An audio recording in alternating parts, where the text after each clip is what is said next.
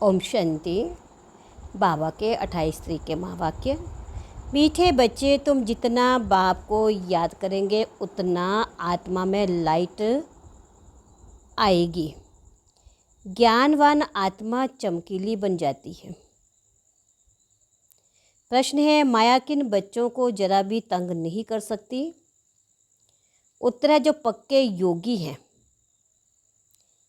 जिन्होंने योग बल से अपनी सर्व कर्मेंद्रियों को शीतल बनाया है, जो योग में ही रहने की मेहनत करते हैं, उन्हें माया जरा भी तंग नहीं कर सकती है। जब तुम पक्के योगी बन जाएंगे तब लायक बनेंगे। लायक बनने के लिए प्योरिटी फर्स्ट है। ओम शांति।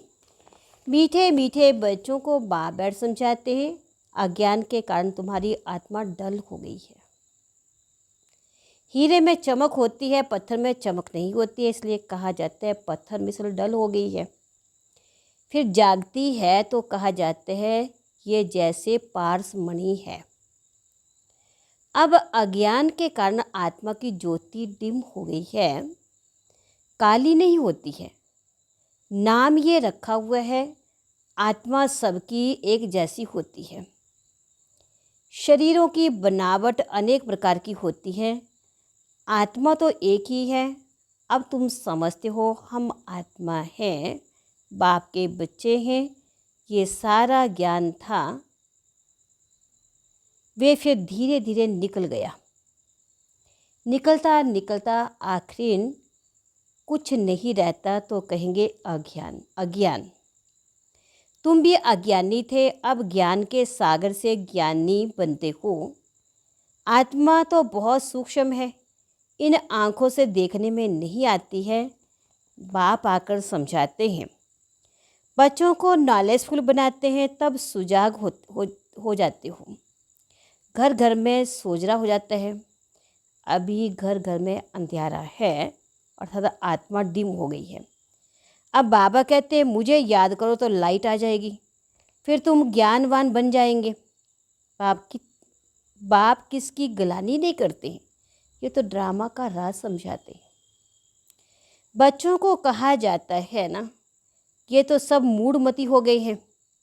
कौन कहते हैं? बाप। बच्चे, तुम्हारी कितनी सुंदर बुद्धि थी श्रीमत पर, अभी तुम फील करते हो तुम्हें ज्ञान मिला है। ज्ञान को पढ़ाई कहा जाता है। बाप की पढ़ाई से हमारी ज्योति जग गई है। इनको सच्ची सच्ची दिवाली कहा जाता है। छोटेपन में मिट्टी के दीपक में तेल डालकर ज्योति जगाते थे, वे तो रस्म चली रहती है, उनसे कोई दिवाली नहीं होती है। ये तो आत्मा जो अंदर है वे डिम हो गई है, उनकी ज्योति आकर बाबा जगाते हैं। बच्चों को आकर नॉलेज देते हैं, पढ़ाते हैं। स्कूल में टीचर पढ़ाते हैं ना, वे है हद की नॉलेज, ये है बेहद की नॉलेज। कोई साधु संत आदि भी पढ़ाते हैं क्या? रचता और रचना के आदि मध्य और अंत की नॉलेज कब सुनी है? कभी कोई ने आकर पढ़ाई है? जाकर देखो कहाँ ये नॉलेज पढ़ाते हैं। सिर्फ एक बाबा ही पढ़ाते हैं तो उनके पास पढ़ना चाहिए। ढिंडोरा थोड़ी पीटते हैं कि मैं आ रहा हूँ। अनानास ही आकर प्रवेश करते हैं, वे आवाज़ तो कर ही नहीं सकते जब तक उनको आर्गन्स ना मिले। आत्मा भी आर्गन्स बिगर आवाज़ नहीं कर सकती है। शरीर में जब आई है तब आवाज़ करती है। तुम समझाओ तो कोई मानेंगे नहीं। बच्चों को जब ये नॉलेज दी जाती है तब समझाते हैं, ये नॉलेज बाबा के सिवाय कोई दे ना सके। विनाश का साक्षात्कार भी कोई चाहते थोड़ी हैं, ये बाबा ही आकर कराते हैं। ड्रामा अनुसार पुरानी दुनिया अब ख़त्म होनी है, नई दुनिया स्थापन हो रही है। जिनको बाबा से नॉलेज लेनी है वे आते रहेंगे।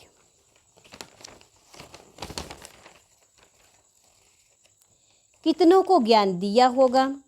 अनगिनत गांव-गांव से कितने ढेर आते हैं। ये आत्मों और परमात्मा का मेला एक बार लगता है। संगम युग पर आते हैं।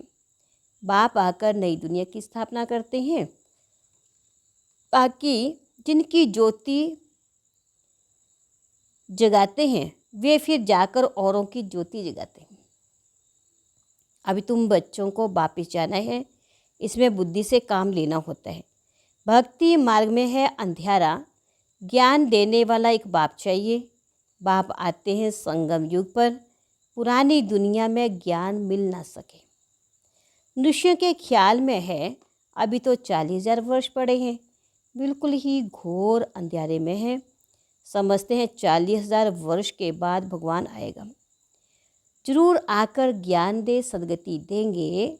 तो गोया अज्ञान है ना, इनको अज्ञान अंधेरा कहा जाता है। अज्ञान वालों को चाहिए ज्ञान। भक्ति को ज्ञान नहीं कहा जाता है। आत्मा में ज्ञान है नहीं, परंतु डल बुद्धि होने का कारण समझते हैं भक्ति ही ज्ञान है। एक तरफ कहते हैं ज्ञान सूर्य के आने से सोच रहा होगा, परंतु समझते कुछ भी नहीं है।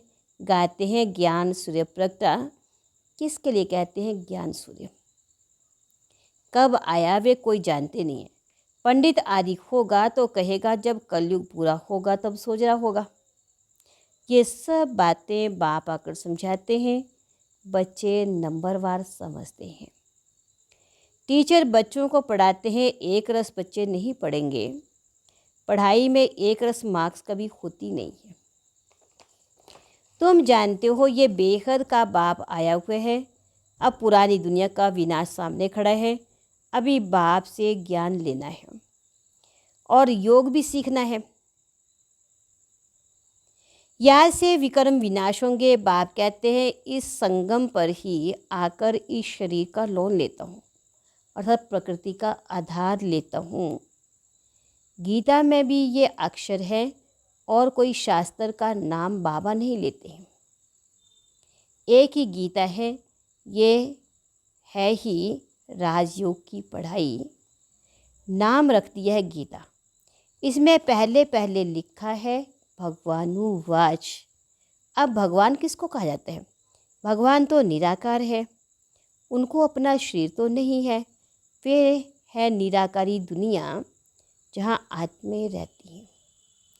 सूक्ष्म वतन को दुनिया नहीं कहा जाता है, यह है स्थूल साकार दुनिया। वे है आत्मों की दुनिया। खेल सारा यहाँ चलता है। निराकारी दुनिया में आत्माएं कितनी छोटी छोटी हैं, फिर पार बजाने आती हैं। ये ख्याल तो तुम बच्चों की बुद्धि में, ये ख्यालात तो तुम बच्चों की बुद्धि में बिठाए जाते हैं। इसको ही ज्ञान कहा जाता है। वेद शास्त्र को कहा जाता है, भक्ति का ज्ञान नहीं है। तुम्हारी साधु संतों से इतनी भेंट नहीं हुई है। बाबा को तो बहुत संग्रह है, बहुत गुरु किए हैं। पूछा जाता है आपने सन्यास क्यों किया, घर बार क्यों छोड़ा? कहते थे विकार से बुद्धि भ्रष्ट हो जाती है, इसलिए घर बार छोड़ा। अच्छा, जंगल में जाकर रहते हो, फिर घर बार की याद आती होगी। बोला हाँ, बाबा का देखा हुआ है। एक सन्यासी तो फिर वापस घर चला गया था। ये भी शास्त्रों में है। मनुष्य वानप्रस्थ में जाते तब हैं जब आयु बड़ी हो जाती है। छोटी आयु में तो वानप्रस्थ ले ना सके। कुंभ के मेले में बहुत छोटे छोटे नांगे लोग आते हैं, दवाई खिलाते हैं, जिससे कर्मेंद्रियाँ ठंडी पड़ जाती हैं। तुम्हारा है योग बल से कर्मेंद्रियों को वश में करना। योग बल से वश होते होते आखिर ठंडी हो जाती है। कई कहते हैं बाबा माया बहुत तंग करती है। बाबा तो वहाँ तो ऐसी बातें होती ही नहीं हैं। कर्मेंद्रियाँ वश में तब होंगी जब योग में तुम पक्के होंगे। कर्मेंद्रियाँ शांत हो जाएंगी। इसमें मेहनत बड़ी है। वहाँ ऐसे अच्छी अच्छी काम होते ही नहीं हैं। बाप आए हैं ऐसे स्वर्ग धाम में ले जाने के लिए। तुमको लायक बना रहे हैं। माया तुमको नालायक बनाती है, अर्थात स्वर्ग व जीवन मुक्ति धाम में चलने लायक नहीं है। तो बाबा बैठ लायक बनाते हैं। उसके लिए प्योरिटी फर्स्ट है। गाते भी हैं बाबा, हम पतित बन पड़े हैं, हमको आकर पावन बनाओ। पावन मना पवित्र। गायन भी है, अमृत छोड़ विष काहे को खाए। उनका नाम भी विष है ना, जो आदि मध्य अंत दुख देता है। ये भी ड्रामा में नूंद है। बाबा कितना बार आए, तुम बच्चों से आकर मिले, तुम्हें कनिष्ठ से उत्तम पुरुष बनाया। आत्मा पवित्र होती है तो आयु भी बड़ी होती है। हेल्थ, वेल्थ, हैप्पीनेस सब मिल जाती है। ये तुम बोर्ड पर लिख सकते हो, हेल्थ, वेल्थ, हैप्पीनेस फॉर 21 जन्म।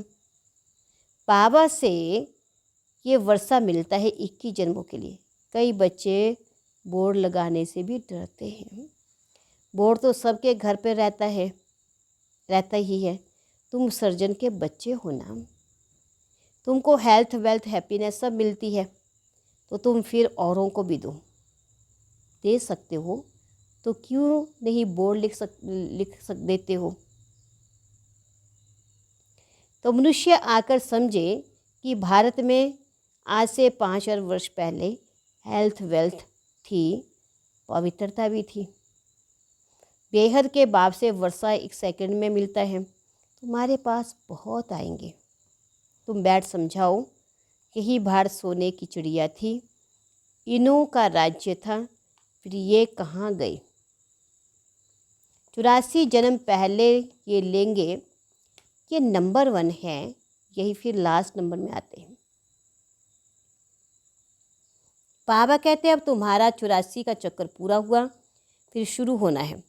बेहद का बाबा आकर ये पदवी प्राप्त कराते हैं। सिर्फ कहते हैं तुम मुझे याद करो तो पावन बन जाएंगे। 84 जन्मों को जान बाप से वर्षा लेना है, परंतु पढ़ाई तो चाहिए ना। तुमको कहा जाता है स्वदर्शन चक्रधारी। नया तो कोई समझ ना सके। तुम जानते हो स्व आत्मा को कहा जाता है। हम आत्मा जो पवित्र थी, शुरू से लेकर 84 का चक्र लगाया, वे भी बाबा बताते हैं। तुमने पहले पहले शिव की भक्ति शुरू की। तुम तो अव्यभिचारी भगत थे, बाप के सिवाय कोई समझा ना सके। बाप कहते हैं मीठे मीठे बच्चों, तुमने पहले पहले ये जन्म लिया। कोई शाहूकार होगा तो कहेंगे ना कि आगे जन्म में इसने ऐसा कर्म किया है। कोई रोगी होगा तो कहेंगे पिछले कर्मों का हिसाब किताब है। अच्छा, इन लक्ष्मी नारायण ने कौन से कर्म किए हैं? ये बाबा बैठ समझाते हैं। इनके 84 जन्म पूरे हुए, फिर फर्स्ट नंबर में आना है। भगवान संगम युग पर आकर राजयोग सिखलाते हैं। अभी तुम समझ रहे हो कि बाबा हमें राजयोग सिखा रहे हैं, फिर भी तुम भूल जाते हैं। कर्म, अकर्म और विकर्म की गुहे गति बाबा ने समझाई। रावण राज्य में तुम्हारे कर्म विकर्म हो जाते हैं। वहाँ कर्म अकर्म होते हैं, वहाँ रावण राज्य ही नहीं है, विकार होता ही नहीं है। वहाँ है योग बल, जबकि योग बल से हम विश्व के मालिक बनते हैं। तो जरूर पवित्र दुनिया भी चाहिए। पुरानी दुनिया को अपवित्र, नई दुनिया को पवित्र दुनिया कहा जाता है। वह है वाइसलेस वर्ड, यह है विशेष वर्ड। बाप आकर वैशाल्य को शिवालय बनाते हैं। सतयुग है शिवालय। शिव बाबा आकर तुमको सतयुग के लिए लायक बना रहे हैं। लक्ष्मी नारायण के मंदिर में जाकर तुम पूछ सकते हो, आपको मालूम है इन्होंने ये पदवी कैसे पाई, विश्व के मालिक कैसे बने? बाप कहते हैं तुम नहीं जानते हो, हम जानते हैं। तुम बाबा के बच्चे ही कह सकते हो कि हम आपको बता सकते हैं इन्होंने ये पदवी कैसे पाई। इन्होंने ही पूरे 84 जन्म लिए, फिर पुरुषोत्तम संगम युग पर आकर बाबा से राजयोग बाबा ने राजयोग सिखाया और राजाई दी। उसके पहले नंबर 1 पति थे, फिर नंबर 1 पावन बने। सारी राजधानी है ना,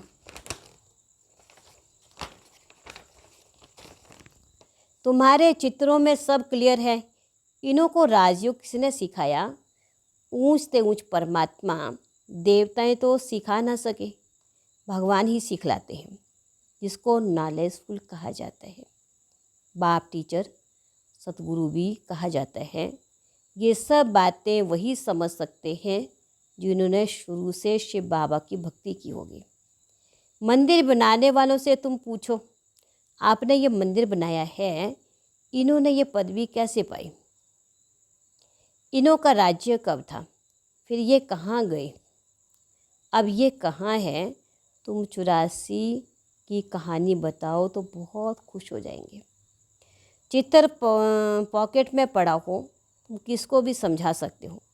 शुरू से जिसने शिव की भक्ति की होगी वे सुनते रहेंगे, खुश होते रहेंगे, तुम समझते जाएंगे। ये हमारे कुल का है।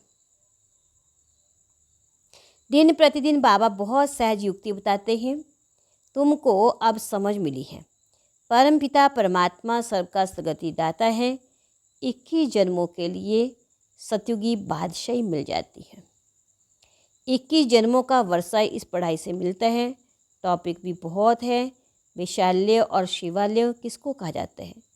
इस टॉपिक पर हम परमपिता परमात्मा की जीवन कहानी बता सकते हैं।